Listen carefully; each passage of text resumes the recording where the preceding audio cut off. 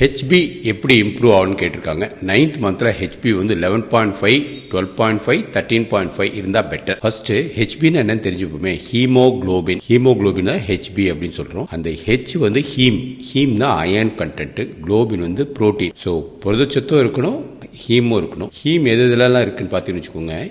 இரும்பு சத்து எது இதெல்லாம் இருக்கும் உங்களுக்கே தெரியும். எக்கில் ஆரம்பித்து நான் வெஜிடேரியன் எல்லாத்துலேயும் இருக்கும், ப்ளஸ் கீரையில் இருக்கும். அது மாத்திரம் பத்தாதுங்க. ஹீமோகுளோபின் வந்து வெறும் அயன் மாத்திரம் இருந்தால் பத்தாது. விட்டமின் சி தேவை, விட்டமின் B12 தேவை, ஃபோலேட் தேவை. இது இல்லாமல் நல்ல தூக்கமும் தேவை. நல்ல தூக்கமும் இருந்தால் தான் அயன் வந்து நல்லா இன்க்ரீஸ் ஆகும்.